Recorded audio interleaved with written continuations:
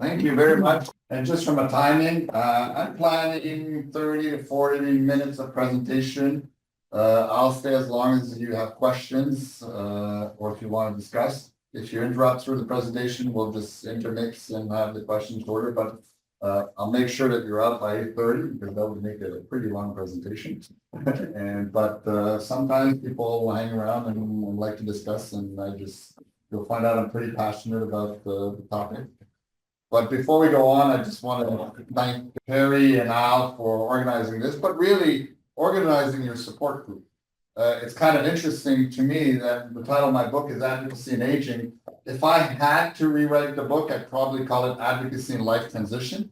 I think you guys now know what life transition means. You never know when it comes and what it's going to be and what it's going to do. And to be prepared for that. And the concept of building a team. So we're going to talk a lot more about that, but fundamentally, I think you guys are very, very fortunate to have a support group. And that's a group of advocates that are there to be there for you in whatever way that makes sense for all of you. Now, having said that, we never know what life is going to reserve for you going forward. So this is still relevant, even though you're already gone through some life transition, a bit of a wake-up call. And so that's kind of what we're going to go through today. So the goal of my presentation really is to see that you get organized and prepared for those life transition and unplanned life transition. You're already going through a life transition, and surely you're thinking about a number of things. And I'm going to introduce a framework that I've developed to take care of what happens if you lose capabilities through these life transition and you need a support system, whether it's for your financial or your personal care situations. What we're going to cover today, I'm not going to go deep in financials, but I'm going to talk about the importance of being able to have a proper financial plan and be able to summarize it to have communications. We're going to talk a bit about advanced care planning. It's a subject that I'm very keen on. We're going to talk a bit about the legal foundation, wills and power of attorney and healthcare directive, but I'm going to put an emphasis on how to activate your legal foundation. And a subject that's become very, very popular in all my talks is 24-hour readiness to transition. So what if something happens, who's going to take over within 24 hours? And you'll see that my benchmark is pretty high. And then most important, it's all about engaging, communicating with families, with peer support groups, and so on and so forth. I'm going to go through a bit of a story here. It's easier to talk to cancer when I've gone through cancer. There's a bit of more an openness about that. But I want to tell the story about my friend Mary, who about 3 years ago, actually probably at this time of year, she's an avid skier and I'm a skier too. And after this long spring skiing weekend, she had these symptoms, and I can't even remember what the symptoms were, but I guess she started getting worried about it, and her daughter-in-law said, "You need to be checked." So on a Wednesday, she goes and gets checked. And sure enough, she finds out she's got brain cancer. And they tell her we're going to need operated on Monday. This was for COVID, and she's been told, I was in there, that you should get your affairs in order. This is not a simple operation, as you can imagine, going into the brain. And through COVID, she was even told that, you shouldn't see your kids or anybody because we don't want to compromise the operation. But that's kind of how it started. This is the most positive person I've met through all of this journey she went on. And the treatment, the operation went great. Then she went through chemo and was great. And in May, she was a superstar and so on and so forth. They said, we're going to take a pause. They wanted to do a few more treatment, but we're going to take a pause in June. And then she started getting a little bit of side effects, and they didn't know, but all of a sudden she got some epileptic seizure and some other situation. All this to say is she started going through a roller coaster. I didn't have immediate visibility of this, but next thing I know, it's August, and I get a call from her husband that basically says, well, I'm trying to get the lawyer or the notary, they were in Quebec, because we need to get the power of attorney changed. We moved from Ontario to Quebec and never changed our power of attorney. And all next thing you know is she's in palliative care. And because her cognitive skills are not up there, she couldn't update any of the legal foundation. And sadly enough, she passed away very shortly after that. Okay. Needless to say is that my friend that was going through a terrible period, because I mean, they were so positive. I don't even think they saw it coming, which was, I kind of knew the prognostics on that kind of cancer. But you know, not only was the family grieving, but he spent 8 months of tedious work because they had moved from Ontario to Quebec 2 years prior, and fundamentally had never really updated their document. So I'm going through that story because it's an eye-opener to me, because they were pretty close friends, but not close enough friends that I would go on to get your things organized. They had actually read my book. They were one of the first readers of my book. So I figured, okay, this is a very successful executive, read my book. He's been told to get organized. And here we are, the basic stuff has not been done. So, well, he forgot to do a checklist, whatever. But anyways, and most people say, I get a lot of people, I'm organized, and all of a sudden, organization for some means this and organized. So part of my goal today is, you're probably already thought about what it means to be organized and have my affairs in order, but you may have a perception this big of what needs to be done. I certainly have a perception this big because I've written a book and I've thought about it, and I have a benchmark that's pretty high. So that's what we're going to go through a bit today. I also, you know, maybe one of the triggers that got me to write my book is the recognition that we're all living longer. Okay, the medical system has kept us going for much longer. We have a good medical system in Canada. Science has made us, given us a lot of cure. So the reality is we live longer, which provides a lot of opportunity for lifestyle opportunity. And I don't know all your individual situation, but in general, if you look at the success rates in prostate cancer today compared to many years ago, I mean, it's phenomenal. So I know it's not in all cases, but you know, we're going to live longer, maybe with some degraded capability and so on, but we never know when there's going to be a transition, what it's going to be, when the impact. And my concern is that you may have some degradation that does not have you be able to operate independently. And that was a little bit of a trigger, especially one of my early experience in my journey was through my in-laws that had dementia. And as they lost their capability, they lost their ability to manage things. And really, they wanted to, my father-in-law was a bit of a control freak, and he wanted to keep control. And as he was degrading, in the name of simplifying, he was changing everything they had done. And he had been passionate about estate planning, spent a lot of time, read a lot of books. And I figured, if he had not planned for degradation, most people wouldn't. So how do you plan for that? And it made me realize that, you know, the classic thought process and planning was always focused about money. It was always focused on will. And it was just like, I'm alive or I'm dead. No one's ever thought about what happens if this happens to you, if this happens to you. So a little bit as a scientist and mathematician, I said, oh, I'm going to devise a formula for all these what if cases.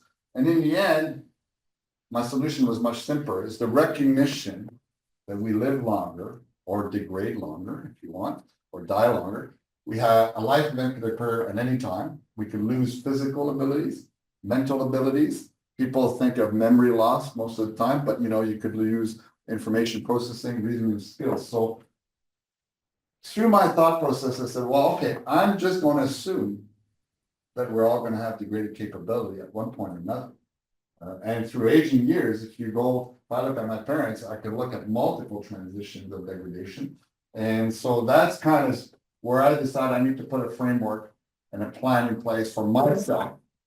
And eventually that's my motivation became to share it with the general public through my book. So my framework is called PACT. It's about making a pact with yourself, with your loved ones. And PACT stands for plan, activate, communicate, and transition. And, when you think about it, most people think, well, I need to plan.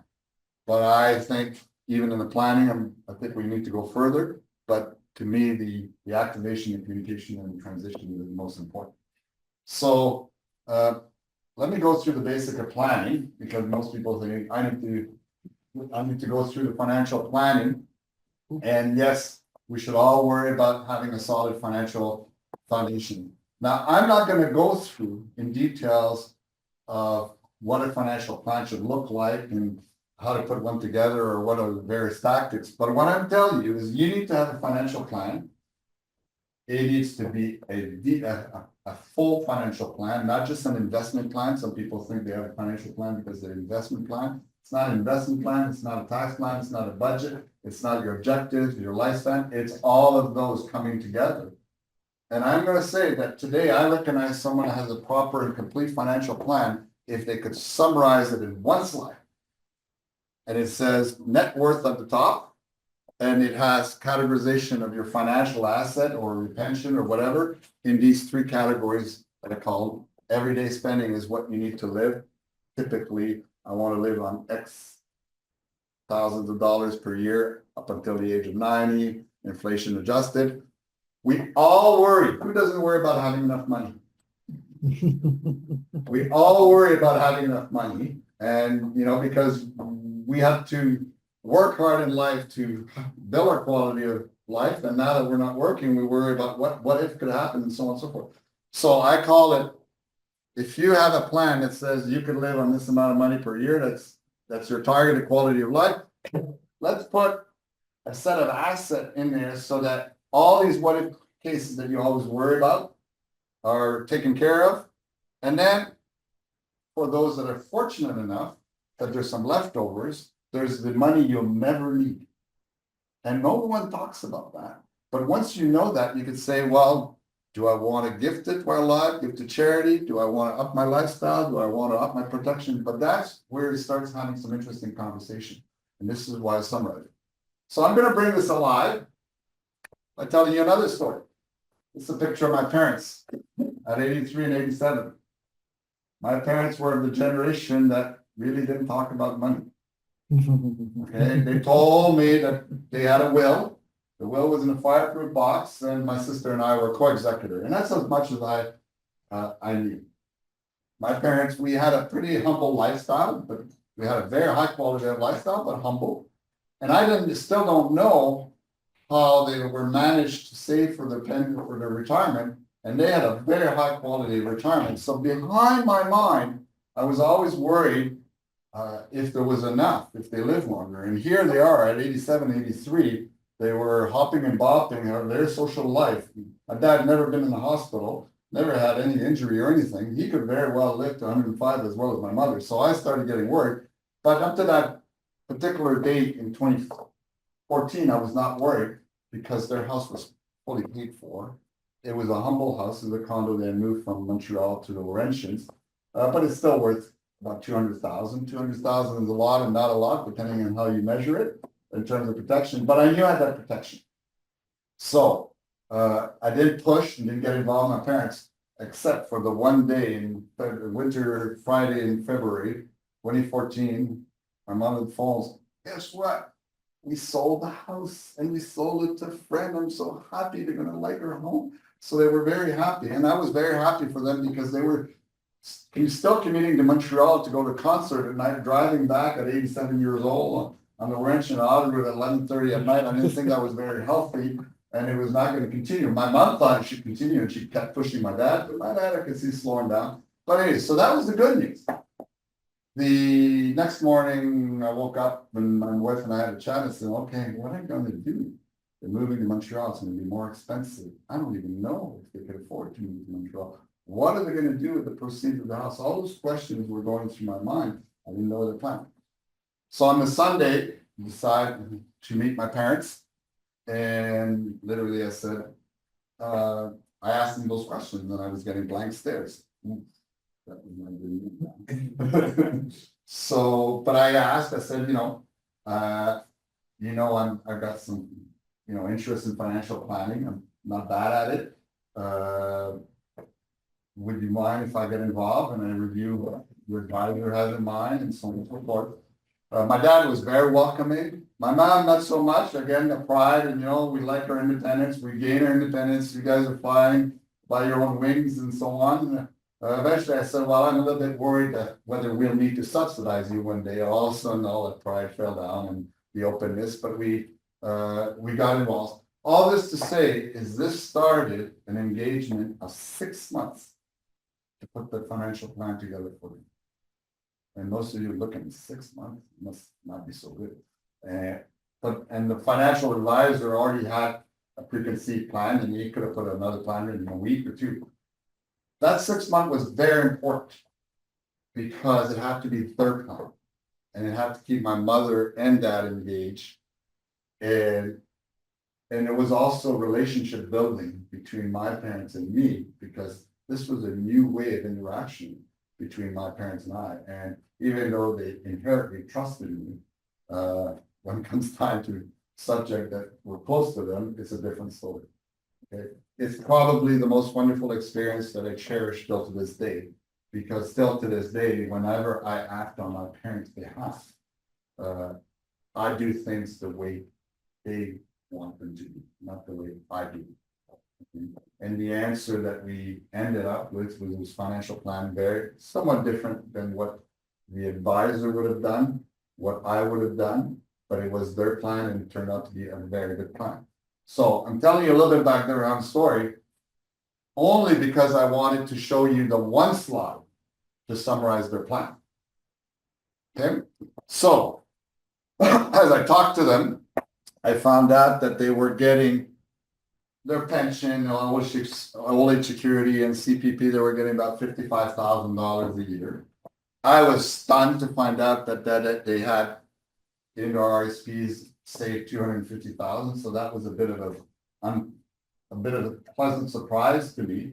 Now with the house that was sold for $200,000, we had $450,000 to work with. So that was pretty good. I was not expecting that, to be honest with you.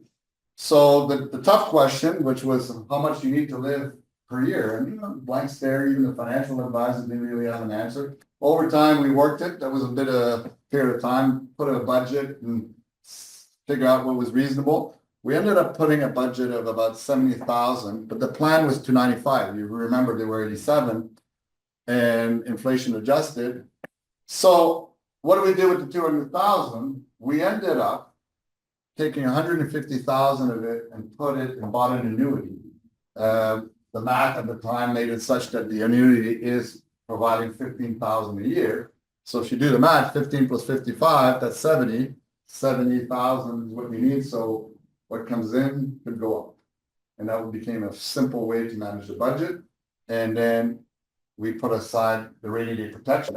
At that point in time, I was concerned about my parents living to outliving the plan to 95, so living to 100 and 105. My dad is 98 today, so I was right to be worried. So he's gonna be 98 next week. Wow. So I was right about that, and I was worried about the healthcare costs if they have to move in a retirement home, especially if one or both of them have to go out in assisted living. That occurred. We ended up moving in a retirement home, assisted living. Ultimately, a mom went to a nursing home. But so there was the risk at that point in time, or what I wanted to have the protection was for those circumstances. So, and then we did have a discussion about inheritance. Okay, do you want to give inheritance to your kids? Because then, we could move protection or lower your brother. And, it was an open conversation. And again, I cherish today because they said, well, no, you guys are all flying by your own wings. You're doing well. We gave you everything so you could succeed in life. And then my mom said, well, we could give you a little bit. But anyways, I had a very good feel, but that's where we ended up. And we were able to have a good conversation. So what did you notice is that with one slide, I was able to tell you a whole lot about the financial plan. You could follow it. My mom could follow it. Everybody could follow it, and it's easy to communicate transition. I could have Behind that, there could be curves and spreadsheet, but that doesn't really matter. As long as you keep those items in view. Okay? So I could tell you the after story, but bottom line, it worked because my dad is 98. My mom passed away 2 years ago. She went through dementia and we did go through periods of high cost. And my dad now is in assisted living. The bottom line is we barely touch, and the family will probably inherit more than we expected because we manage it very correctly. Okay? Now, the sad part is we weren't able to have a discussion about what if there's leftovers you want to give to charity and so on, because we could have, just at this point in time, a parent probably want to give it to Alzheimer's Society, and it would have been, it would be easy to just free up 5 times 10,000 for 5 organizations today, as opposed to inheritance. As an executor, I have to respect what the will says. Okay? So I'm opening it up because that's kind of something I'm dealing with today, especially as I'm involved in more nonprofit organization, and I kind of see this opportunities in this case, and my parents would have wanted that.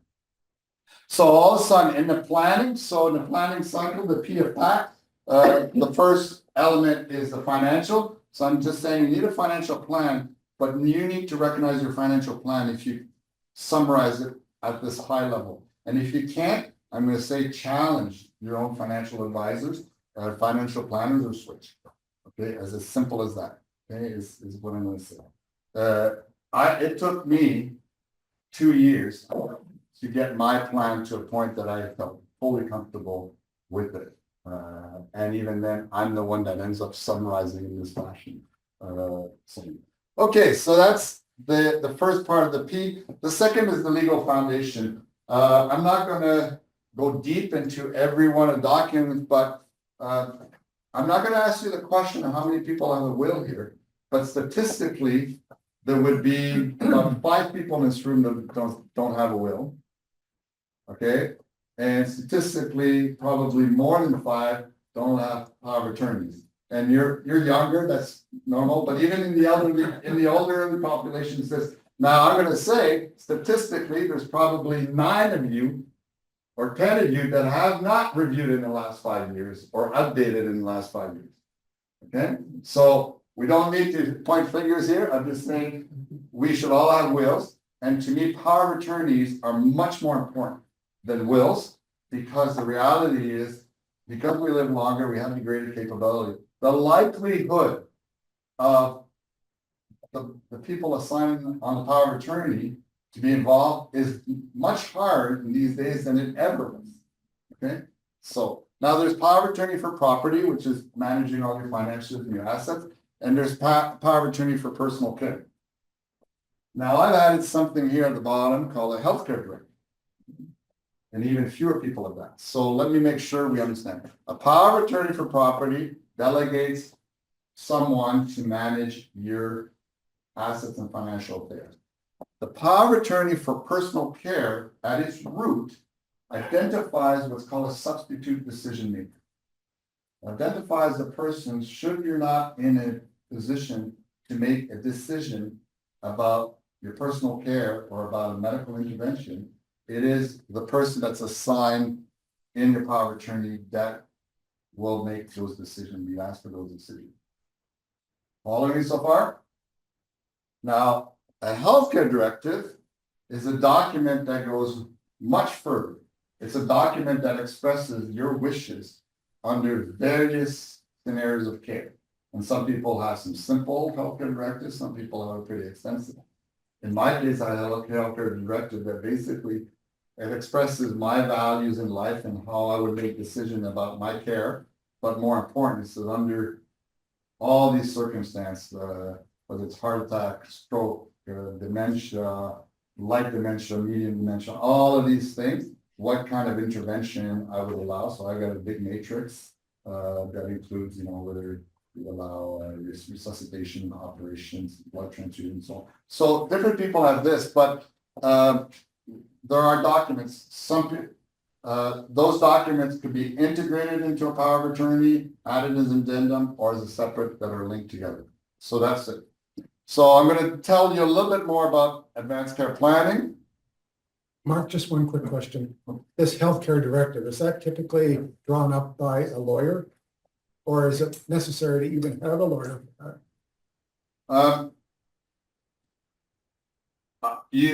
So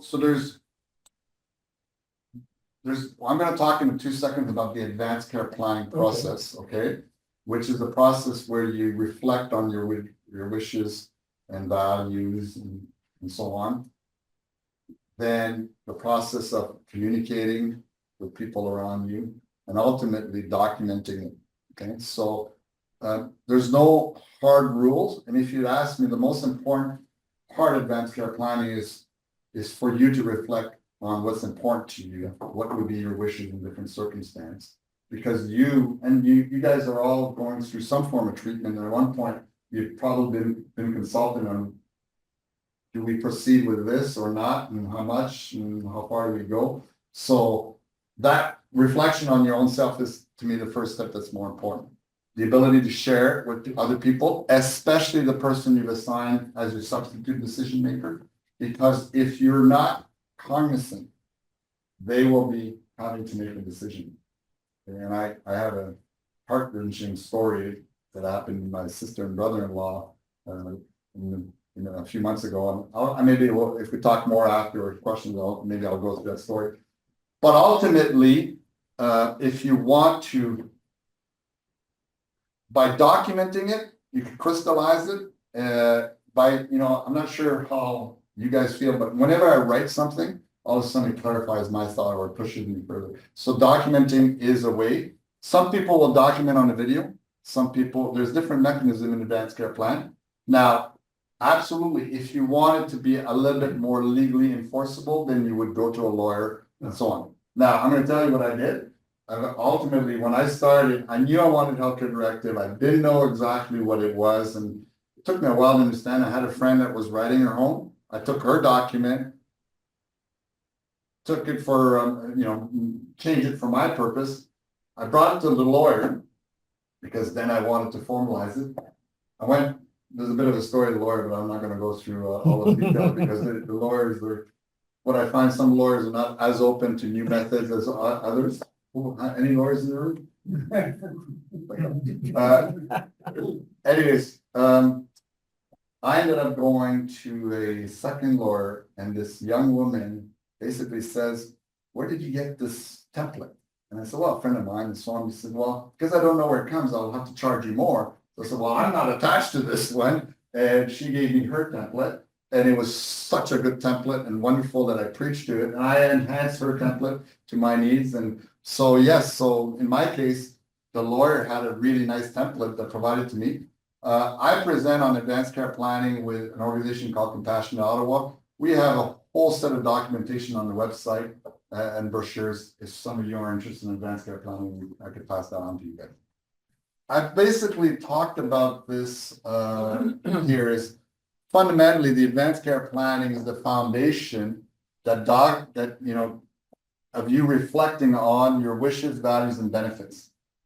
Okay, and as an outcome, you would have a healthcare directive, which is a document that you could legalize or not. Okay, and even if I would say the medical world and the legal world have not progressed to the point where everything is legally enforceable. If you say I have my wishes in these circumstances, there's so many gray zone circumstances. But my view is very simple. The more, if you surround yourself with people and communicate with people that know your wishes, you're putting the odds in your favor to your wishes being right. And just to give you a bit of an idea, I have a yearly family meeting with my own family, and these healthcare directive and these documents were all discussed, including my financial plans. But my healthcare directive has been openly shared with my family. My doctor has a copy of my healthcare, and as time goes on, if I have, if I have to engage more resources around my health, they will be all informed with my healthcare directive. So to me, it's an important communications process. Okay. For those that are not clear on this, the power of attorney gives authority to people to manage while you're alive, and the will becomes the reference document of your wishes after you die. And there is a gray zone, because fundamentally, if, like, I'm managing my dad's affairs, right, today, so I'm the power of attorney for my dad, and I do his banking and so both? on. Pardon me? Both? He gave you property and personal? pet? Well, no, I have property, my sister has, Oh my my God. sister have care, okay? Which is fine, actually, that's what you want, they're big jobs. Oh, okay. Those are very big jobs. So, so let's assume that I'm not the executor in my dad's will. It turned out to be I am, but let's assume I'm not. So it's 7:45, I'm doing my dad's banking. He dies at 7:50. I legally am not allowed to do any more banking for him. Yeah. Everything should be frozen and so on. So in its pure state of legality, that's When he dies, you'll lose your power of attorney. power of attorney does not apply. It dissolves. Okay, so now, here's the rule of thumb that people say is there's this gray zone of the period. A lot of people will say, do not communicate to the banks until you have to. Yeah. Don't not tell them that You this can person have, is you dead. can have joint account, and as long as you have joint account, you have access. Legally, no. So No, but but in Quebec, you don't, but in Ontario, a joint account is still legal. so I'm gonna say to you, okay, we're gonna get it. Park your question or your comment because I'm gonna go. But to answer your question, a healthcare directive is really a guiding document. Your advanced care plan is a guidance document for what's called goals of care. Should you be in a medical situation where there's some potential treatments or recommendation due. In Ontario, speaking of Ontario, Quebec may have different nuances.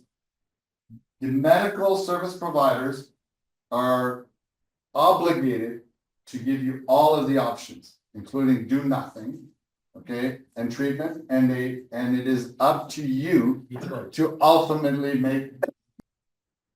The reason you want an advanced care plan is that should you not have the cognitive ability to make that decision, it will be the person you delegated the power of attorney for care. I'm gonna tell you, I'm not sure how many of you have lived through it. It is very difficult to make a decision on someone else's behalf. You get emotionally engaged and so on. It would be that much easier if you equip I call it the team, not only the person that's the official substitute decision maker, but the family around to be in a position to make a decision under a very emotional and difficult crisis time.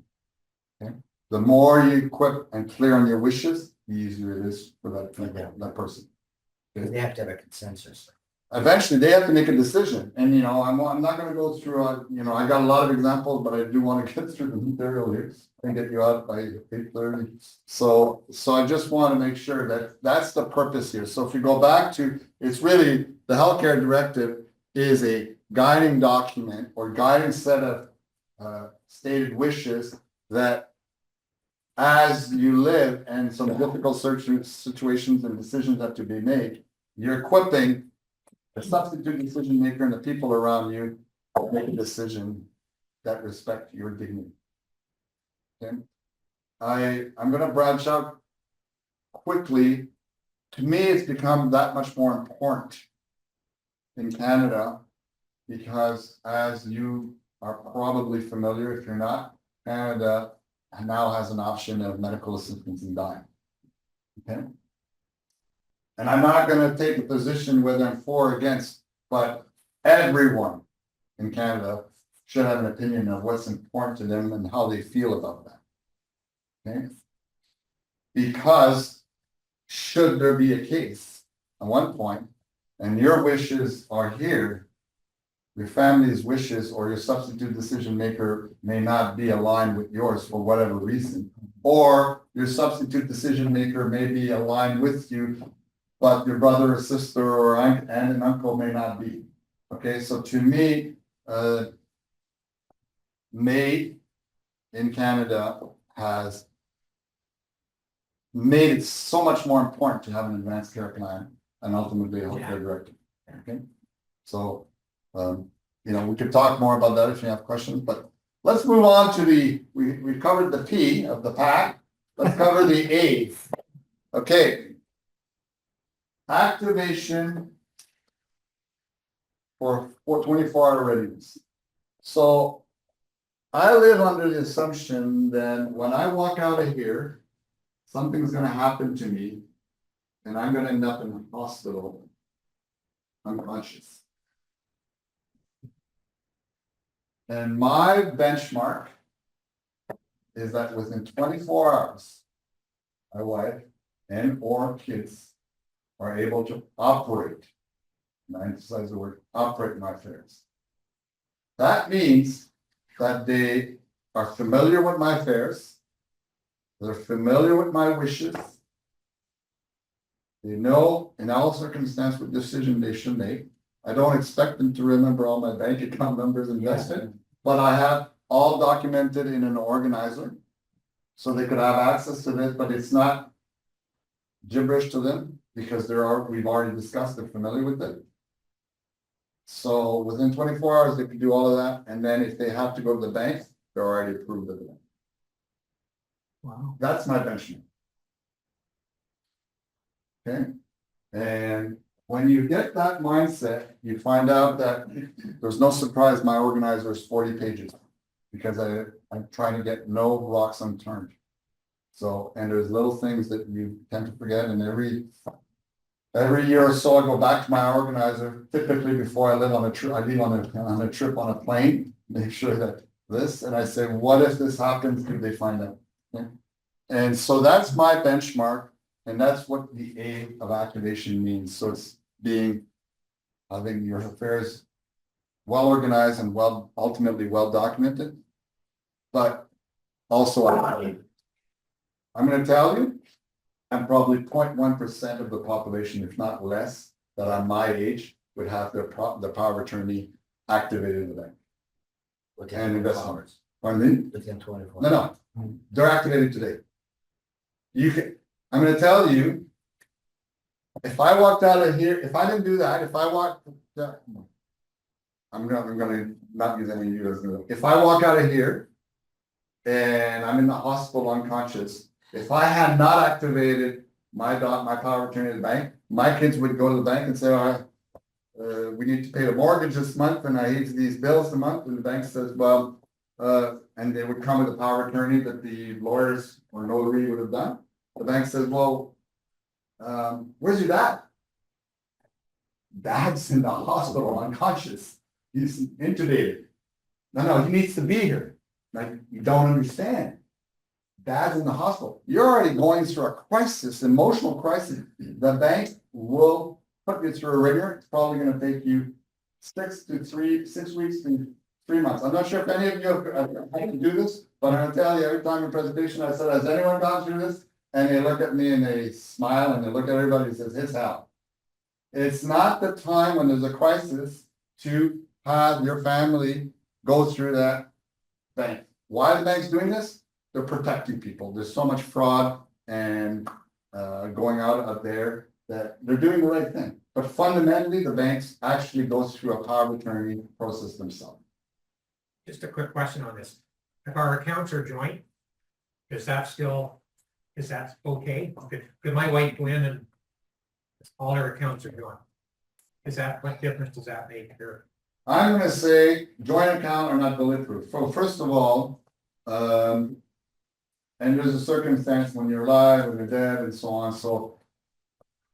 So first of all, joint account could be a positive thing and help in many circumstances. But let's assume I have joint account with my wife and I, and both my wife and I died and she's in the hospital in a coma. Now my son's coming. The joint account isn't working. Okay, so there's a lot of circumstance where it doesn't work.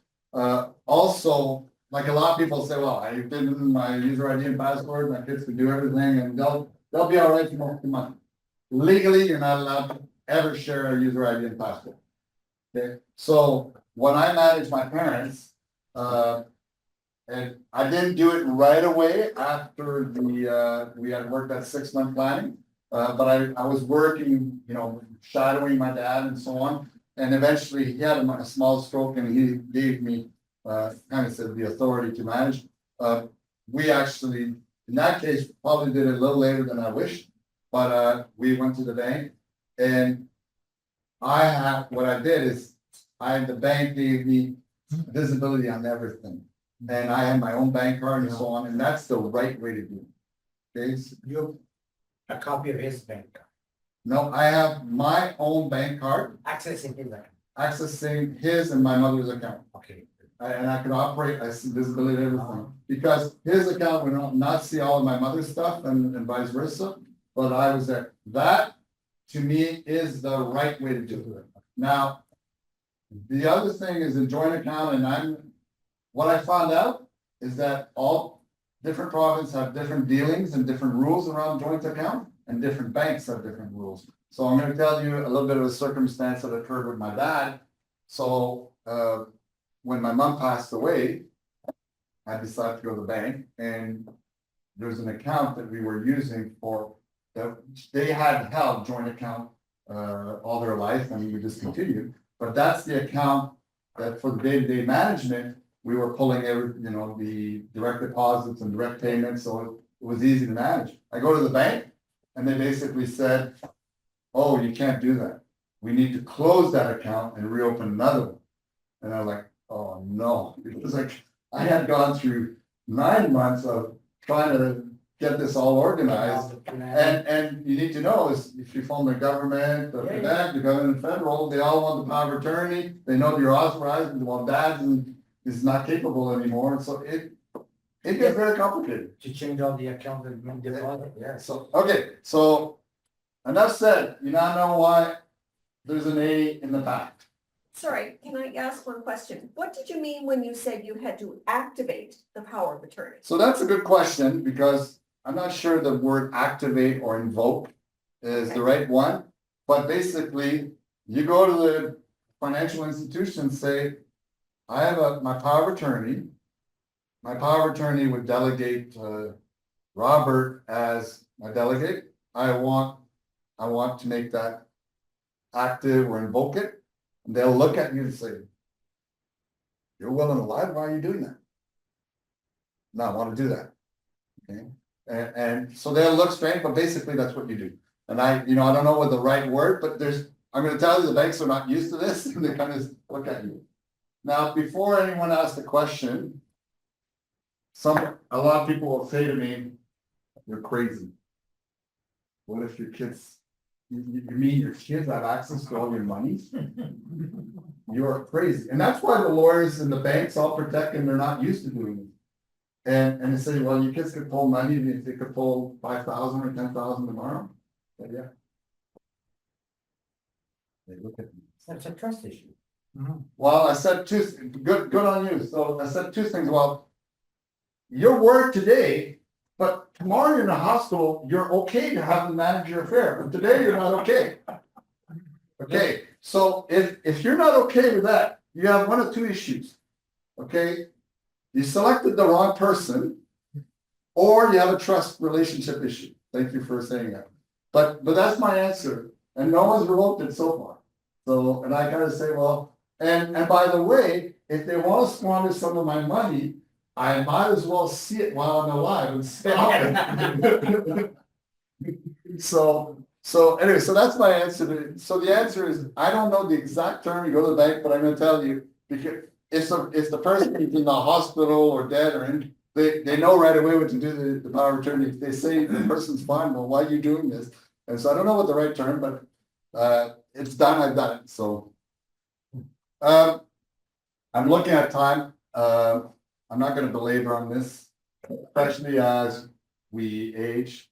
So we spend that first half of our life accumulating and building our assets and this quality of life with all the junk or the good things we have around us.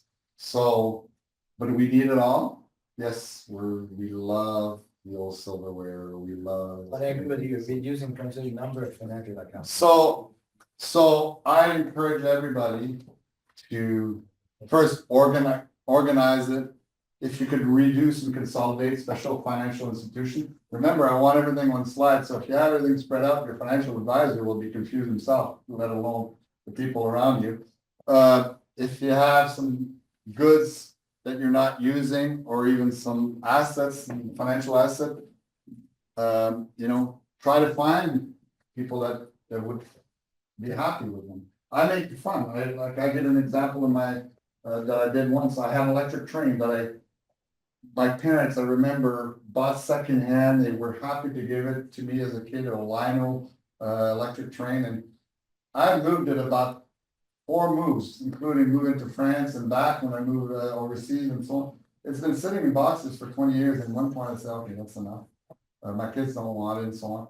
And I found out that those trains that were worth a lot at one point are not as much because people have a digital now, the programmable one, but they're well welcomed in senior home. Anyways, I had fun discovering people that, use them in senior home, a shop that would do this, but ultimately I found a person in Kitchener that was looking for 2 of my cars in my train set. And through that whole process, I had fun, and in the end, someone benefited from it, and I had fun. So it kept me. So don't look at it as a negative thing, but that's how I downsize. I look at my wife and I look at something that we used in the last 3 or 5 years. No, the kids want it. So accept that, and then go and find someone that will appreciate it, okay, while you're alive, and have fun doing it. Second, we could talk about secondary properties, whether it's condos in Florida or cottages or other rental properties. Again, the more you have, the more complex it may be for someone to manage one day. Now, we want to benefit at it while we're alive, so there's a balancing act you have to do here. But bottom line is, if you have a lot, your organizer is going to be that much, and the 24-hour readiness will be that much more challenging. So that's what I say. Okay, you heard me say the C before 3 times: communication, communication, communication. And as much as I talk about 5 pillars of planning in my book, I also talk about 5 sub-T's. So clearly, the delegates you put in your will and your power of attorney are key people that you should make aware of all of what you have, your desires, your wishes. But you can extend that to the family. A lot of people look at accounts and financial advisors, and now you have senior home advisors and social advisors. As we get older, we have different needs. Those are people that you should think as part of your team. Okay? I'm going to tell you, my financial advisor, I don't include him in all of our family discussion, but he's quite aware of our family discussion, and he's aware of some of my wishes, how I would like things to transition, and so on and so forth. So don't discount that. Close family include your sisters, your brothers, aunts, uncles, your nephews. You never know who are people that they will want to be there for you. Like my parents said, no, I'd like to be independent, but the reality is we want to be there for you, and you'll find out a lot of people want to be there for you, and it could be families and neighbors and so on. Your healthcare team, I gave you an example of my doctor already has my healthcare directive. I don't mean to go in lots of discussion, but should something happen to me, she's very aware of some of my wishes. So if there was a difficult circumstance and my wife said, no, this is what Marc wants, whether it's controversial or not, at least it helps the alignment on certain things. And certainly as we age or as we go through some critical illness, you guys should know this, you have more healthcare providers. I'm going to quickly give an example of when my parents, after they sold their house in Laurentian, they moved to an apartment, and eventually my mom had dementia, and her cancer became more pronounced and more difficult to live in the apartment independently. So they moved to a retirement home and independent living, a nice 2-bedroom apartment. My sister is a dedicated power of attorney for care. I mean, she's an angel from God. Everything she does, she's almost dedicated full time. Or she has to take care of her husband too, that had a stroke 20 years ago. So she's dedicated, is all I'm saying is, and with the retirement home, that was fortunately pretty close to where she lives, she's established relationships with a lot of the staff, management and the medical staff and so on. And as my mom went from independent living to, we tried to bring some help in in her own apartment. My mom's dementia manifested itself with defiance and aggressivity and so on. It was really difficult. We had to transition her to the second floor. We actually orchestrated that with the team at the residence. And, all of a sudden that became an important factor. And I'm gonna tell you, all these transition occurs through COVID. Our transition were very, very smooth. And after all the horrendous stories we heard about seniors in retirement home and nursing home, if you look at what we did, it was smooth, it was positive, it was great. And because we had a relationship with the healthcare team. And then the extended team, think of it as you're in your home and the people that, your neighborhood, people that your association you belong, the people that the trades that take care of your home and so on. Those were all people that will be ready to help you. You have a good group here, that's your extended team. And some of you may not have family and so on, and you may need some help. And then ultimately, maybe it's someone in this group that could help you. So you need to think of a team. And if you go back to the premise of my parents, it basically says, didn't say anything. They didn't say anything to their children. We didn't know much. Okay, so this is really a very much reverse of what the traditional way of thinking was. I'm going to skip quickly through transitioning. A lot of people say, well, when I'm sick, people will take over. Why not work it ahead of time? So if I go back to my parents, so we did 6 months of financial planning. At that moment in time, if you remember, there was the in-year budget, and then there was the rainy day protection. My dad at that point in time said, I said to him, I said, you can manage this. Do you want to manage an investment? Nah, I really don't. So I grabbed the investment. So all of a sudden there was a bit of a transition. Part of the transition is I had spent 6 months, so now I was aware of it. So it's not just there's a set of desks, folders in a drawer over there. I was very familiar. And then for the next 2-3 years, I was shadowing. And every quarter I would go, so how's it going? Or I'd look at the bank account. Guess what? My dad, they didn't have much means, and I assumed that they knew how to manage on a tight budget. He couldn't control the budget. I could see, overspending, and well, it turns out there was a dynamic between my dad and my mom. My mom was early dementia. She would go on a sudden crazy shopping spree. Overall, they were doing well, and all of a sudden, one shopping spree would kill it, and he couldn't control it. He couldn't control it. And eventually, She was different. well, it was, we all work hard, and at one point, who likes to budget? Who likes to run on a budget? Nobody. Like, and then you get to 70 and 80, like, I don't want to budget, I just want to live. But, and all of a sudden, we took, some form of boundaries. Anyways, all this to say is, I was able to catch it, and at one point, we had a pretty tough meeting where I sat with my mom and my dad, and they said, okay, you asked me to put a plan, you said you were worried, you don't want us to subsidize you in the long term, but you want to be protected. Well, something's gonna give, and there's no anyways. And it turned out that meeting ended up, it was here in Ottawa, my parents live in Montreal, we basically said, give me all your checkbooks and credit card. And we gave them one card and something. It was hard to do, but I couldn't have done it if I had not been shadowing and if I had not been engaged in this transition. And then, as I said, my dad had eventually a stroke, and then he said it was seamless for me to run the affairs. And today I'm running the affairs, and the beauty of it is I run it the way they operate it, the way they want it, and I feel very good about that. I still copy him on everything, even though probably doesn't read me.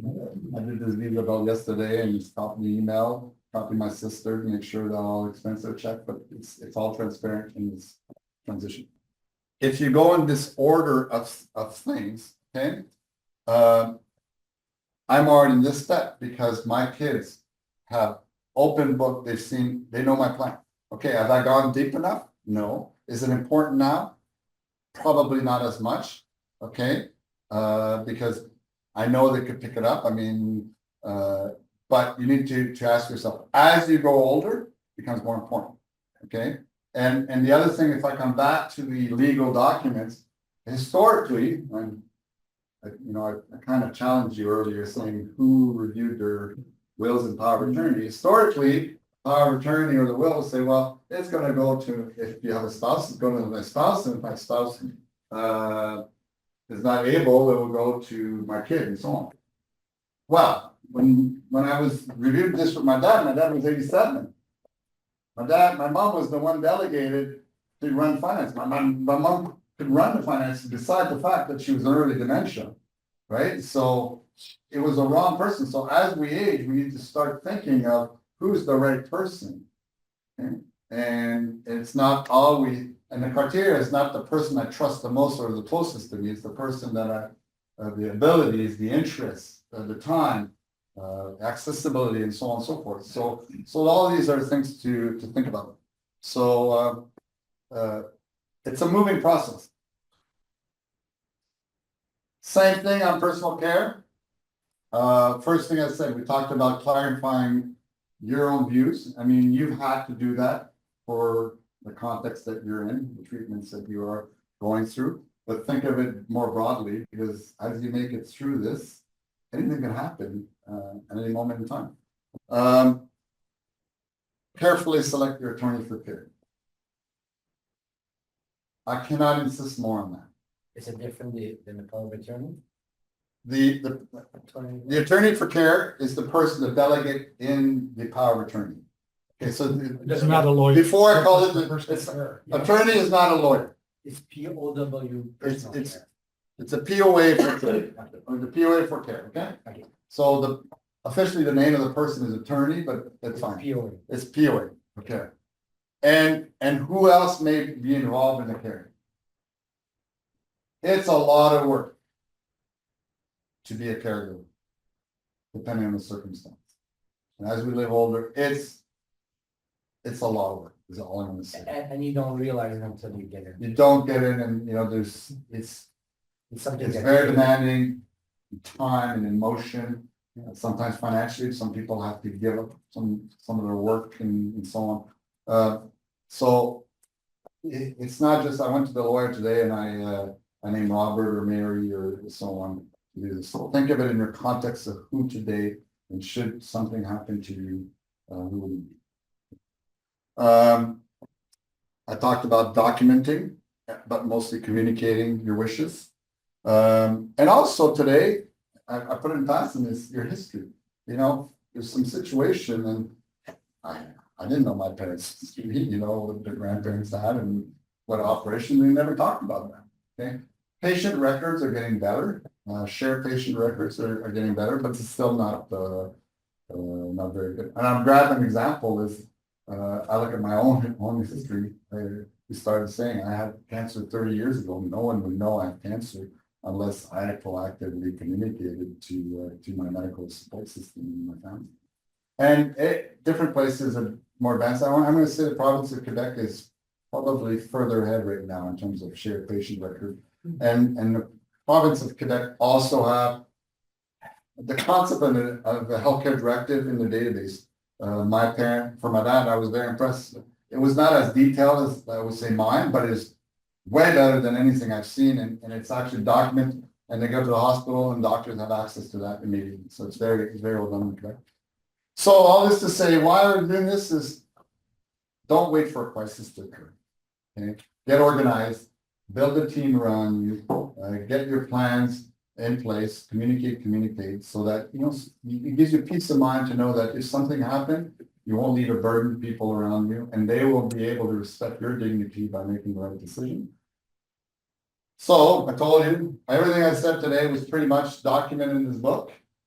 It's storytelling. Some of the stories I said are from this book, but the book is an easy read. It's got many stories to support everything I'm talking about. And it's got a checklist at the end of each pillar.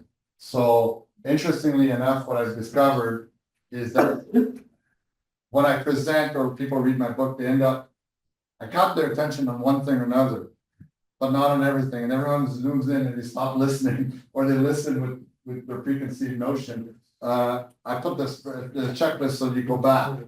Every year you go back and say, okay, where am I in this point? Or what did this mean? And so on. I may have said to you, before, but I have a family meeting every year with my family. I make it, I never liked birthday gifts, so I told my kids, I don't want birthday gifts anymore. Either gift, we're gonna have a family meeting on here. Okay, so, now at first it was pretty bleak, it's, okay, Dad, we're gonna have a debt talk. But honestly, over the years now, we've evolved and I found tricks to make it fun and it's become positive because they learn and so on. So, so that's kind of what it is. So basically, you know, I just wish that everyone makes a pact with their loved one and themselves. And just to have peace of mind for these life transitions that we don't know when they will occur. Thank you. You could tell that I'm pretty passionate about the subject, so you can find more information on the website, but don't hesitate if you want to chat to me either by email or my phone number, I welcome it.